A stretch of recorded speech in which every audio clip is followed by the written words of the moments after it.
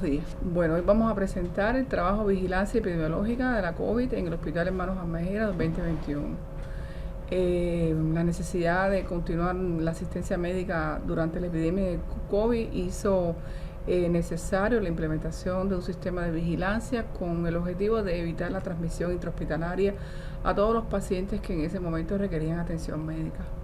Para esto, el Departamento de Epidemiología Hospitalaria, la Vicedirección Médica, implementaron algunas estrategias que realmente dieron paso a amortiguar el efecto, el impacto de casos positivos dentro del hospital.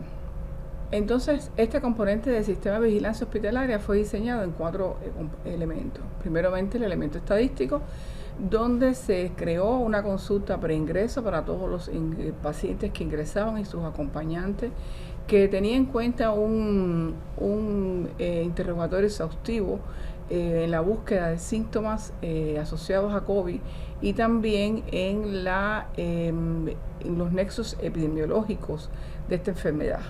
Se realizaba termometría corporal y ese era el primer paso.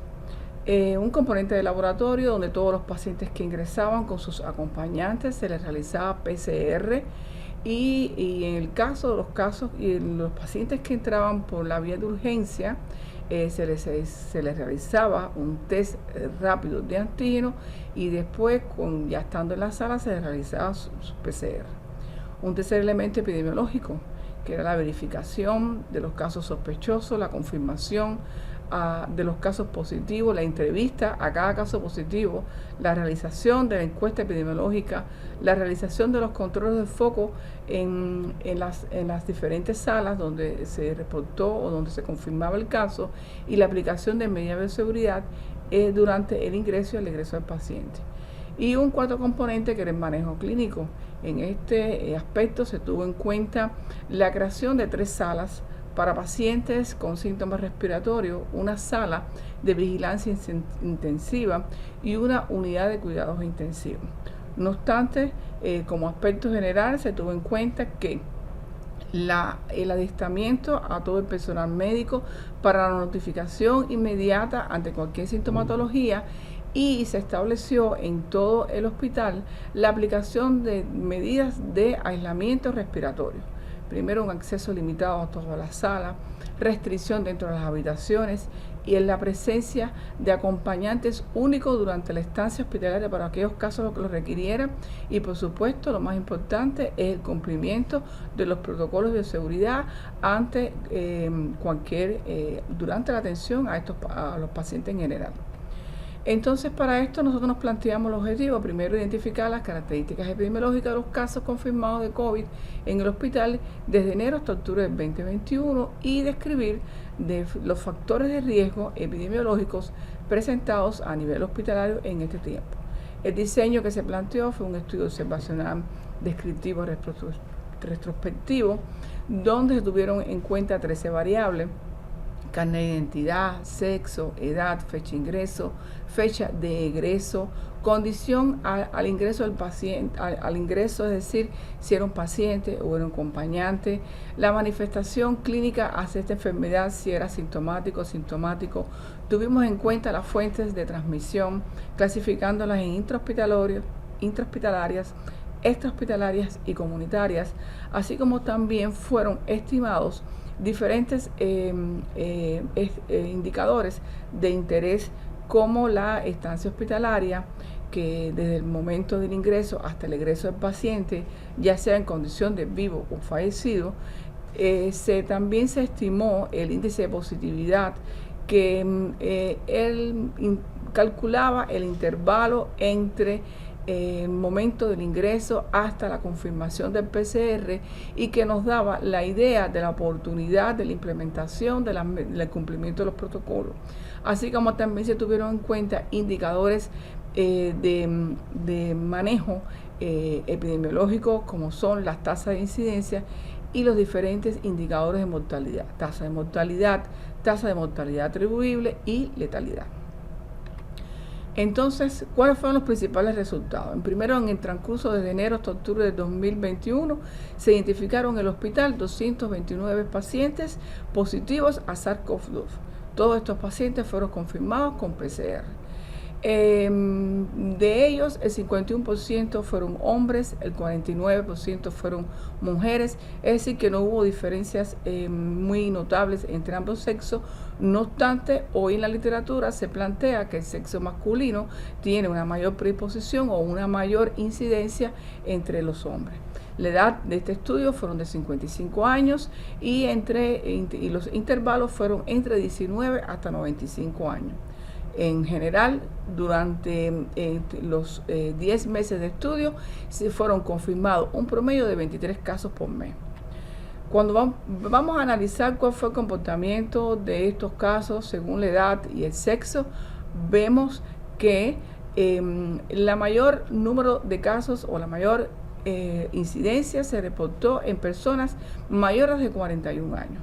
Solamente en estos que a nosotros realizar estos 5 grupos etarios en 41 años, 51 a 60 y más de 61, se identificaron el 81% de los casos positivos, con un predominio muy importante en pacientes más de 61, donde se reflejó el 90%. Es decir, que la edad está muy ligada a la presencia de comorbilidades que son factores predisponentes y que inciden en la gravedad del paciente y para esta enfermedad. No obstante, cuando vemos que en más de 41 años predominaron los hombres, sin embargo, entre 20 y 40 años predominaron las personas con sexo femenino. Veamos cómo se comportó la procedencia. Es decir, como hospital de tercer nivel, nosotros recibimos pacientes de todo el país. De Ciudad de La Habana procedían el 62% de los pacientes. De las ciudades, de las provincias aledañas como son Mayabeque y Artemisa, correspondió el 17%. El resto de las provincias contribuyó con los casos positivos a un 18%. 99% de los casos fueron autóctonos y 1% fue un caso importado, un colaborador procedente de Venezuela, donde venía ya con la sintomatología y fue confirmado en nuestro país. Ahora, ¿cuál fue la condición de estos pacientes al entrar? Bueno, el 81% de estos pacientes fueron pacientes, un 19% positivo, pero hay que descartar que un 72% de estos acompañantes, porque fueron remitidos en el momento que se tuvo la confirmación de esa enfermedad, fueron remitidos a su área de salud, y esto fue aplicando el Protocolo Nacional de Enfrentamiento de COVID. 100% de los casos fueron estudiados y en el 100% de los casos se pudo identificar la fuente de transmisión. El 80% aproximadamente tuvo una fuente comunitaria, es decir, contacto de casos positivos en su entorno comunitario, y un 14% de estos pacientes adquirieron la enfermedad al tener contacto con casos positivos dentro de nuestra institución. Un 6% fueron identificados como una fuente extrahospitalaria, es decir, que vinieron remitidos de otro hospital y tuvieron contacto de casos positivos en esa entidad. Debemos aclarar que estos casos que tuvieron fuente intrahospitalaria surgieron en 3 momentos, en 3 servicios, donde fueron identificados 32 personas producto con las actividades de control de foco por pesquisa activa, y que involucró 12 pacientes y 20 acompañantes. Los intervalos de positividad. Bueno, esto fue un indicador que nosotros fue de interés estimarlo para conocer la oportunidad desde el momento del ingreso al conocimiento de la confirmación del paciente como caso, o descartarlo como descartar la enfermedad.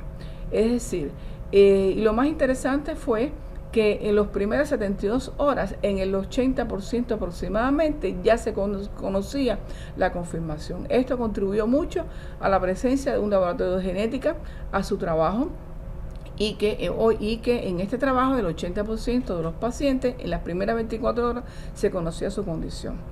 Cuando vemos cómo se comportó en los pacientes con fuentes intrahospitalarias, fíjense que los intervalos de estancia del momento del ingreso a su confirmación transcurrió desde 8 días hasta 33, con un promedio de 11 días.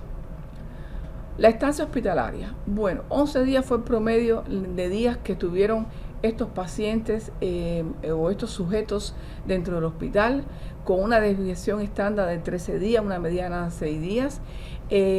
Cuando hablamos de la estancia hospitalaria, estamos hablando ya no de 229 sujetos, porque muchos, recordemos los acompañantes que fueron remitidos a sus áreas de salud o a centros de aislamiento, y por tanto este universo se abarca los 192 casos que en definitiva en un momento determinado transcurrieron dentro del hospital. Fíjense que estos intervalos de global, es decir, promedia desde más de 20 días, un promedio de 35 días, y donde este promedio de más de 20 días abarca fundamentalmente a las personas con fuentes intrahospitalarias. Es interesante destacar que además la presencia de estos pacientes o la decisión de mantenerse en este hospital fue en base a su condición médica, a la enfermedad de base y por supuesto a la especialización que tiene nuestro hospital a la atención de determinadas enfermedades. La estancia hospitalaria, como vemos y volvemos a repetir, abarcó desde los primeros días, fíjense, hasta más de 20 días. Manifestación clínica de los pacientes. Bueno, es interesante saber. Hoy en el mundo se habla del rol de los pacientes asintomáticos y su papel como fuente en la transmisión de esta enfermedad. No, sin embargo, nosotros en este estudio fue totalmente diferente. Alrededor del 72% de estos pacientes fueron sintomáticos. Y esto nos crea un problema, porque si nosotros dentro del sistema de vigilancia creamos una consulta de pesquisa que se realizaba un interrogatorio exhaustivo, nos da la idea de que estos pacientes en el momento del ingreso negaban sus síntomas, un poco que por la necesidad del ingreso a su solución de su problema de salud. Entre los pacientes y los acompañantes, fíjense que aproximadamente un 80% de los pacientes fueron positivos. En el caso de los acompañantes, el 50% de los pacientes fueron totalmente asintomáticos.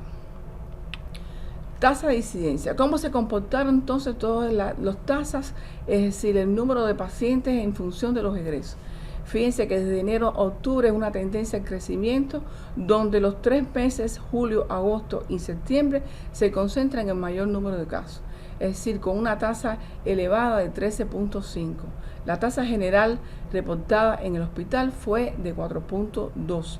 Este comportamiento elevado en los meses de julio, agosto y septiembre coincide perfectamente con el cuadro epidemiológico nacional y corresponde con el rebrote a que nuestro país se enfrentó en los últimos meses. Los indicadores de mortalidad evalúan la gravedad de la enfermedad.